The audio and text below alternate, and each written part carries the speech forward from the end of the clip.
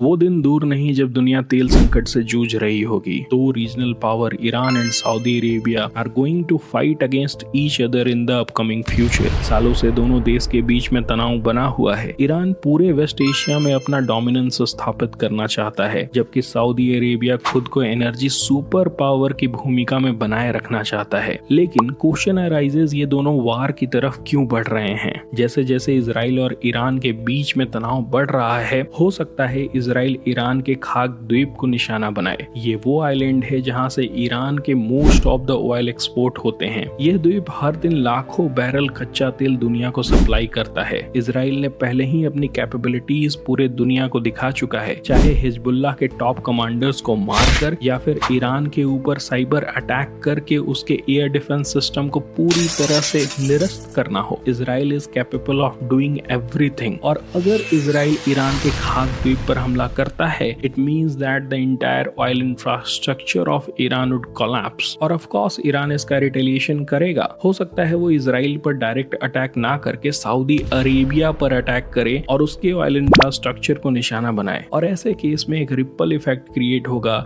जिससे कि कोई भी रीजन वर्ल्ड का नहीं बच पाएगा। Let me tell you the repercussion in detail. सबसे पहले तो स्ट्रेट ऑफ हार्मोज बंद हो जाएगा, जिससे सऊदी अरेबिया, कुवैत, यूएई और इराक से तेल का प्रवाह रुक जाएगा। इसका मतलब यह है कि हर दिन 20 मिलियन बैरल तेल का नुकसान होगा, जिसके कारण कच्चे तेल की कीमतें तकरीबन $300 प्रति बैरल तक पहुंच सकते हैं। इससे हर एक कंट्री प्रभावित नहीं होंगे, लेकिन ऑफ कोर्स इंडिया और चाइना इससे नहीं बच सकते हैं, क्योंकि इन दोनों देशों का निर्भरता वेस्ट एशिया पर बहुत ही अधिक है। और अगर करंट वर्ल्ड इकोनॉमी की बात की जाए तो यही दो कंट्री हैं जो ग्रोथ को डिफाइन कर रहे हैं। और अगर ये दोनों कंट्रीज की ग्रोथ रुकेगी, so of course that would be devastating for other countries as well. अगर यूरोप की बात करें तो रशिया के ऊपर सैंक्शंस के बाद यूरोपियन कंट्रीज भी वेस्ट एशिया पर ज्यादा निर्भर हो चुकी हैं। A fight escalating in West Asia would be disasters for Europe as well. अगर यूएसए की बात करें तो यूएसए कुछ समय तक बच पाएगा, क्योंकि वो डाइवर्सिफाइड ऑयल इंपोर्ट कराता है, एज वेल एज वहां पर सेल गैस का रेवोल्यूशन भी हो चुका है। But there are many region in USA जो डायरेक्टली वेस्ट एशिया से ऑयल इंपोर्ट कराते हैं। Because of that in the upcoming time